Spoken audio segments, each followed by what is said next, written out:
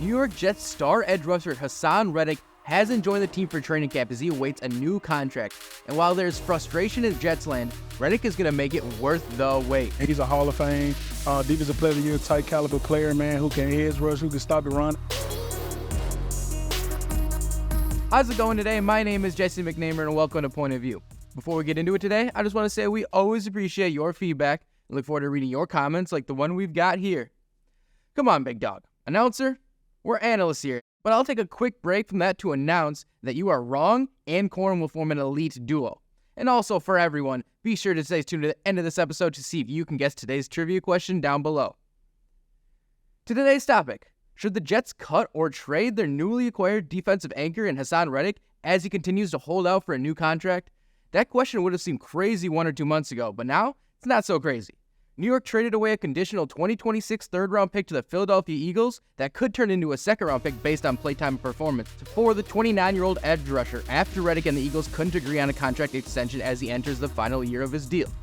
So most would assume when a trade is made in this situation, the team acquiring the disgruntled player would have at least the basics of a new contract worked out and the player would join the team almost immediately.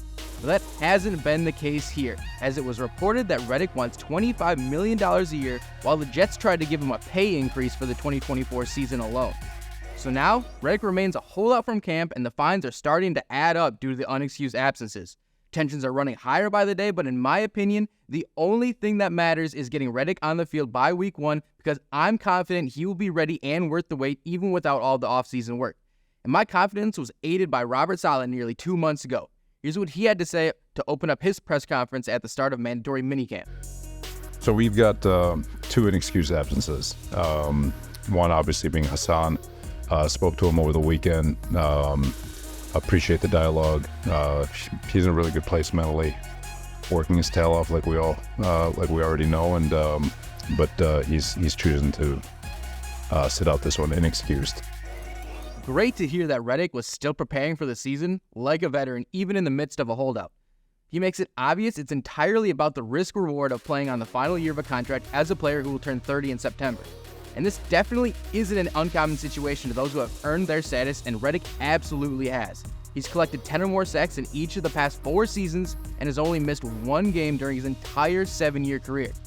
And he's in the middle of his prime as he was named a Pro Bowler each of the past 2 seasons and finished 4th in the 2022 Defensive Player of the Year race. He's a game changer, and the Jets need him to get on the field, especially because Bryce Huff left for the Eagles this offseason. But I also realize I'm not a Jets fan and I don't live and die by every move they make, so the frustration makes sense, especially when he's posting videos like this while the team's preparing for one of the biggest seasons in recent memory.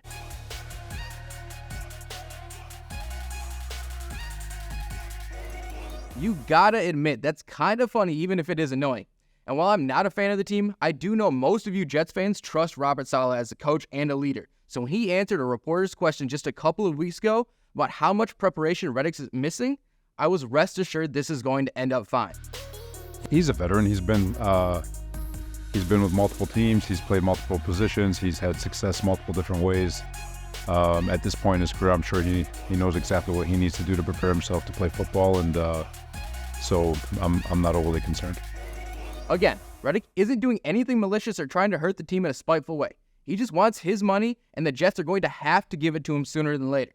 You can put blame on Reddick for the situation if you want, but more of the blame has to go on the Jets front office for not having the details ironed out at the time of the trade or very shortly after.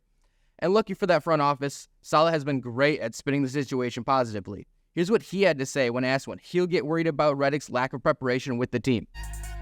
I'm not worried about that.